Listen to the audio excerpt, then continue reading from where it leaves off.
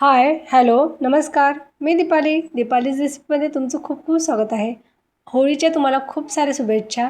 बघा, आज मी होळी विशेष पुरणपोळीची रेसिपी तुमच्यासोबत शेअर केली आहे. अगदी काठोकाठ भरलेलं पुरण आणि मऊसूत झालेली अशी हे पुरणपोळी आहे. चला तर मग मी माझ्या पद्धतीने कशी करते ते दाखवण्याचा प्रयत्न करते. चला तर मग वेळ न घालवता कृतीला सुरुवात करू. इथे एका कुकरच्या भांड्यामध्ये आपण 2 कप डाळ घेतली आहे. मेजरमेंट कपाने मी 2 कप घेतले आहे. साधारण हे 200 ग्रामच्या वर मेजरमेंट कप आहे, म्हणजे 400 ग्राम मी डाळ घेतलेली आहे. 2-3 पाण्यात स्वच्छ धुवून घ्यायचे आहे. व्यवस्थित असं चोळून हाताला व्यवस्थित असं धुवून घ्यायचं आहे. छान 2-3 पाणी इथे मी धुवून घेत आहे. छान स्वच्छ डाळ धुवून घ्यायची आहे. त्यानंतर डाळ बुडेल इथपर्यंत पाणी टाकून घ्यायचं आहे. जर तुम्हाला कटाची आमटी करायची असेल तर थोडं पाणी अधिक टाका, तुम्ही जास्त टाका. मी फक्त पुरणच करणार आहे, कटाची आमटी वगैरे नाही करणार, त्यामुळे मी पाणीचं प्रमाण थोडं कमी टाकलेलं आहे, म्हणजे डाळ बुडेल इतकंच पाणी टाकलेलं आहे थोडं वर.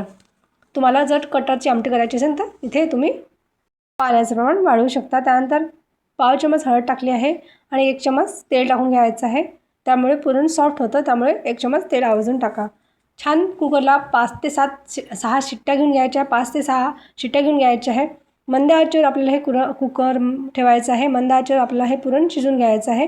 बघा, 5 ते 7 शिट्ट्या झाल्या आहे. कुकर पूर्णतः थंड करून घेतला. कुकर छान थंड झाला आहे. त्यानंतर मी झाकण ओपन केलं आहे. डाळ छान शिजली आहे, मऊसूत अशी डाळ शिजली आहे. एका मॅशरच्या साहाय्याने हे छान मॅश करून घ्यायचं आहे. इथे मी सुरुवातीला हे मॅशरच्या साहाय्याने मॅश करणार आहे. नंतर मी हे पुरण मिक्सरमध्ये पण ग्राइंड करून घेणार आहे. त्यामुळे जितके शक्यतो इथे मॅश होत असेल तितक्या जास्त प्रमाणात इथे मॅश करून घ्यायचे आहे. त्यानंतर 1.5 ते 2 कप इथे साखर टाकून घ्यायची आहे. मी 1.5 कप दाखवले आहे. त्यानंतर थोडीशी मी साखर ॲड केली होती, त्यामुळे समप्रमाणात मी हे साखरचं प्रमाण पण घेत आहे. गोड पुरण हवं असेल तर तुम्ही थोडी अधिक साखर टाकू शकता. छान व्यवस्थित असं मिक्स करून घ्यायचं आहे. व्यवस्थित असं पुरणामध्ये आपल्याला हे साखर व्यवस्थित असं मिक्स करून घ्यायचं आहे. छान थोडंसं सैलसर हे पुरण होतं. छान आपली साखर विरघळल्या जाते पुरणामध्ये. हे जे पुरण आहे, आता साखर छान विरघळल्या जाते, सैलसर होतं आणि आपल्याला हे पातळ झाल्यानंतर अजून घट्ट होईपर्यंत आपलं हे पुरण शिजून घ्यायचं आहे. तेव्हा समजायचं आहे की पुरण झालेलं आहे. बघा, हे पातळ झालेलं आहे. त्यानंतर इथे अर्धा चमच मी जायफळ टाकून घेत आहे. छान किसणीने किसून घ्यायचं आहे. जायफळामुळे पुरण पचायला हलकं जातं, त्यामुळे जायफळ आवर्जून टाका. त्यानंतर 1 ते अर्धा चमच मी वेलची पावडर टाकली आहे. छान वेलायची मी खलबत्त्यामध्ये कुटून घेतली होती आणि हे यामध्ये टाकून घ्यायचं आहे. छान फ्लेवर येतो, त्यामुळे आवर्जून टाका. दोन्ही जिन्नस आवर्जून टाका पुरणामध्ये. फ्लेवर आणि हेल्दी पण असतं आणि सुवाद छान येतो पुरणाचा. व्यवस्थित असं मिक्स करून घ्यायचं आहे. छान मिक्स करून घेतलं आहे मी, बघू शकता तुम्ही. इथे पातळ झालं आहे पुरण. आता इथे थोडं कमी वेळ लागतो. पुरण जे या पद्धतीने केलं ना, आपल्याला फार कमी वेळ लागतो आणि सतत ढवळत राहायचं आहे, कारण की पुरण खाली लागायचं भीती असते. त्यामुळे सतत ढवळत राहायचं आहे आणि असं व्यवस्थित मिक्स करून घ्यायचं आहे. बघा, इथे थोडंसं पाहते मी चमच्याच्या साहाय्याने की पुरण झालं की नाही. चेक करायचं एक ट्रिक सांगते. चम्मच जर त्या पुरणामध्ये असं उभा राहिला तर समजून जायचं आपलं पुरण झालेलं आहे. तर मी चेक करत होती की पुरण झालं आहे की नाही, तर पण तो थोडासा चम्मच बाजूला पळत होता. मी पुढे दाखवणारच आहे की चम्मच कसा पुरणामध्ये उभा राहतो, त्यामुळे समजून जायचं की पुरण झालेलं आहे आपलं तयार. बघा, 5-7 मिनिट अजून मी चालून ठेवलं आहे. जोपर्यंत हे पुरण पातळ झाल्यानंतर घट्ट होत नाही तोपर्यंत आपलं हे फिरून घ्यायचं आहे आणि सतत ढवळत राहायचं आहे, अजिबात स्किप न करता. आता ते मी पुरण थंड झालं आहे, छान झालं होतं पुरण, आणि ते मिक्सरमध्ये ग्राइंडसुद्धा केलेलं आहे. ते दाखवलं नाही तुम्हाला, पण ते मिक्सरमध्ये मी ग्राइंड करून घेतलेलं आहे.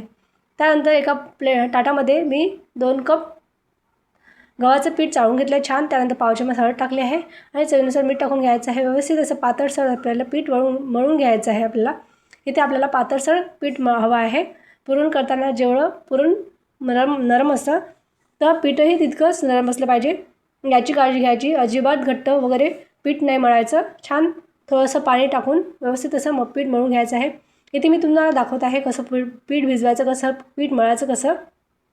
छान घट्ट गोळा मळल्यानंतर थोडंसं पाणी टाकायचं आणि व्यवस्थित असं पातळसर असं पीठ भिजून घ्यायचं. आणि जितकं जास्त हे रेस्ट करायला ठेवसाल तितकं हे पीठ छान मुरतं. 15-20 मिनटं पुरेसे झाले आहे, पण अर्धा तासही ठेवलं तरी हरकत नाही. बघा, तोपर्यंत आपण बाकीची तयारीसुद्धा करू शकता. पीठ भिजून ठेवायचं आणि बाकीची तयारी करायची आहे. त्यानंतर 15-20 मिनटं झाले आहे. तेल लावायचं आहे हाताला आणि त्याला पण तेल लावून घ्यायचं आहे पिठाला आणि व्यवस्थित असं डो मळून घ्यायचं आहे. बघा किती सॉफ्ट झालेलं आहे. अशा पद्धतीने हे इथे आपल्याला पीठ भिजवून घ्यायचं आहे. बघा या पद्धतीने हे सर्व पीठ भिजवत आहे. छान मळून पण घेत आहे. बघा त्यानंतर इथे पुरण मिक्सरला ग्राइंड करून घेतलं आहे. बारीक असं पुरण वाटून घेतलं आहे. त्यानंतर पीठ घ्यायचं आहे. एक पोळीपाट घ्यायचा आहे. थोडासा गोळा घ्यायचा आहे. छोट्या साईजचा गोळा घ्यायचा पिठाचा. त्यानंतर थोडंसं पीठ भरून घ्यायचं आहे पोळीपाटावर. व्यवस्थित असं छोटी पोळी लाटून घ्यायची आहे. त्यानंतर पुरणाचा एक गोळा घ्यायचा आहे. व्यवस्थित पोळी लाटून घ्यायची छोटी साईजची. त्यानंतर पुरणाचा गोळा घ्यायचा आहे आणि त्याला थोडंसं गोल आकार देऊन द्यायचं आहे आणि यामध्ये हे भरायचं आहे. पुरण कसं भरायचं बघा. अशा पद्धतीने आपण हे पुरणाचं या पद्धतीने पुरण आपल्याला भरून घ्यायचं आहे. व्यवस्थित अशा कड्या बंद करून घ्यायचं आहे. थोडंसं वरचा पोर्शन काढून घ्यायचं आहे. पीठ लावायचं आहे आणि व्यवस्थित अशी गोल आकार छान पातळ अशी पुरणपोळी लाटून घ्यायची आहे. तुम्हाला इथे पुरणपोळी हवी असेल तर तुम्ही जाळसुद्धा लाटू शकता. इथे मी कुठला व्हिडिओ वगैरे बघितला नाही. माझ्या पद्धतीने जसं पुरणपोळी करता येईल ना, मी जशी बनवते ना तेच तुमच्यासोबत शेअर केलेलं आहे. छान टम्म फुगतात आणि पहिल्या प्रयत्नामध्ये पण छान जमतात. जे नवशिके आहेत ते पण हे या पद्धतीने केलं ना तर अगदीच छान त्यांची पुरणपोळी होईल याची खात्री मी देऊ शकते. या पद्धतीने मी छान बघा लाटून घेत आहे. पातळसर अशी तुम्हाला जाळ हवी असेल तर जाळ लाटा आणि इथे मी पातळशी अशी पुरणपोळी लाटून घेत आहे.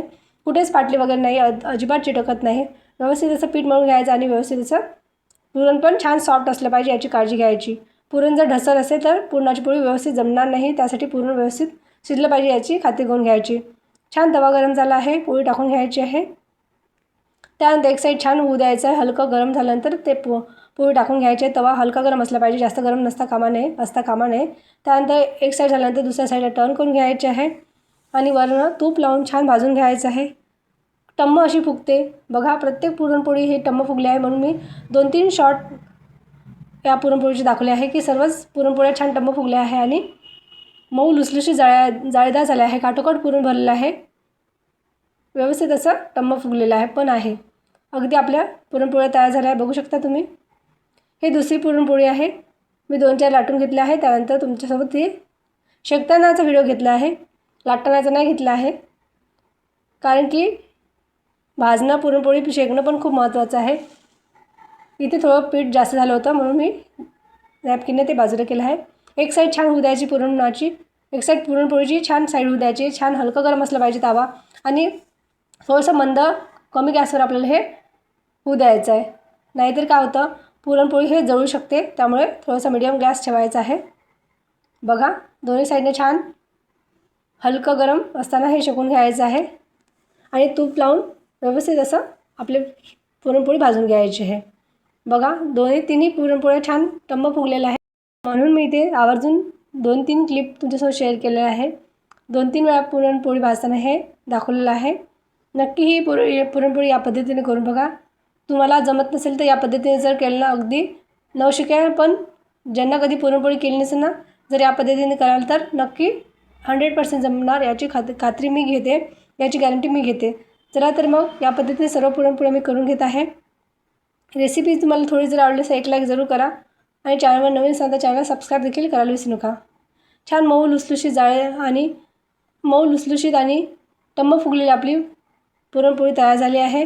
दुधासोबत किंवा कटाच्या आमटीसोबत एन्जॉय करायची आहे.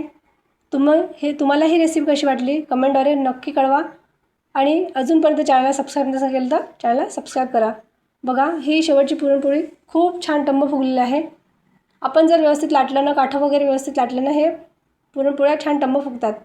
त्यामुळे नक्की या पद्धतीने ट्राय करा. चला तर मग भेटू पुन्हा छान छान रेसिपीसोबत. तोपर्यंत बाय बाय.